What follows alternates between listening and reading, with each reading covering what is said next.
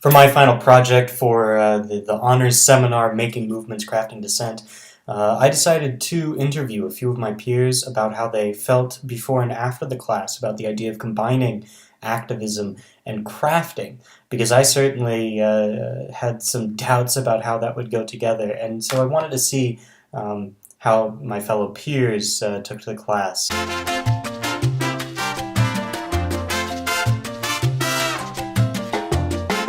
How did you feel about combining activism and crafting before you took the class? Did you actually consider there was a connection between the two, or did you think that it was something out there? Yeah, I thought it was a little out there, to be honest. I mean, I wasn't quite aware that you could make that kind of connection. So what I thought about craft was really very much limited to arts and crafts and making like small things like that. So I really thought that it was quite a stretch to make a connection between those two at first. At first, I thought it was very strange. Well, since the course title was Making Movements, I knew that we'd be focusing on something about activism, but to be honest, no. I did not think crafting could be combined with activism. Well, maybe a little, but I was quite skeptical at first, we could say. Yeah, I was. Before, I did not think the two could be related, if I'm being honest. What did you think then the class was going to be about? Like, how did you think she was going to combine it? I honestly don't know. I don't know. I just thought the title looked very cool, and I was like, oh well, let's see how it goes, you know. After the class, did that perception change, or do you still think it's a little weird? I'm going to be honest, I'm still a little skeptical because, I mean, looking at the sources, they ended up defining craft in such a way that it could be almost essentially applied to anything. But then, as the course progressed, it made me see pretty much everything in the sense of craft, from our blogs to our actual craft to activism itself. And I mean, I see that there are some valid points raised, but I still think that it is quite a broad definition that they then end up giving. Now it makes a lot of sense, and I do see like movement and craft together work. So I'm still a little bit skeptical about the connection between the definition. You question like how people define. How would you then define craft? Yeah, I really do think that it is then at the end making something with your hands in a way that not specifically only limited to arts and crafts, because that is very limited, but I think that some kind of making and some kind of personal like handwork should be involved there, construction of some kind.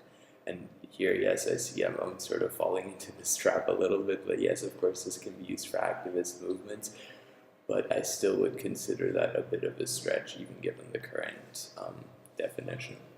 Okay. I would say both, because, for example, with what we saw in class with I call it silent knitting as a form of protest, that really spoke to me because I'm very introvert person, so I don't like going and screaming at people. I don't know, the typical image of someone protesting, screaming, or...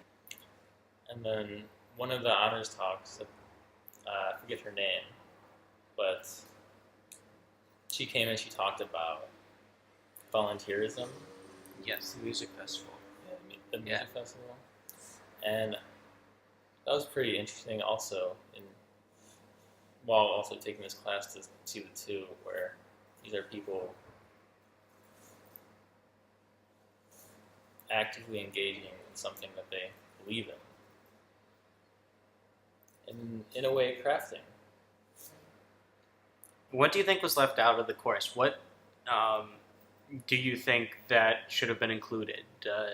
Forms of activism that you would have loved to explore more, activists that you would have loved to explore more, scholars writing about activism or craft or different types of crafts. What would you want included?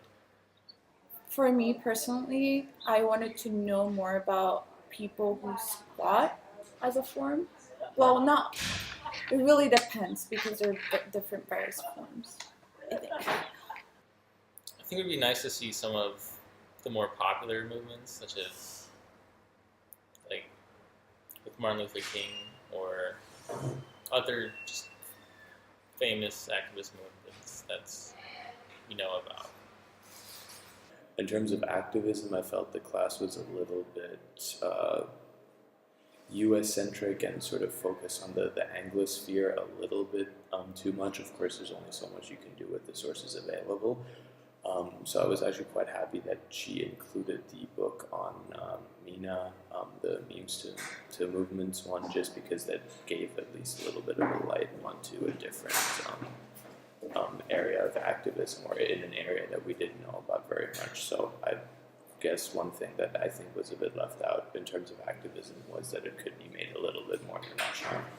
Also, independent cultural spaces. That's what I would love to know more about, because I think that's a crafty activism. I think, like, especially here, what we have in Lugano, and then what's going on independent spaces around Switzerland. That it is a developed country, but it does not have developed views on independent culture, which is quite weird for me. And people have to fight, and they have to come up with crafty ways of doing that.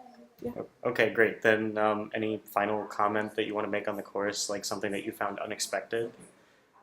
Knitting, my craft.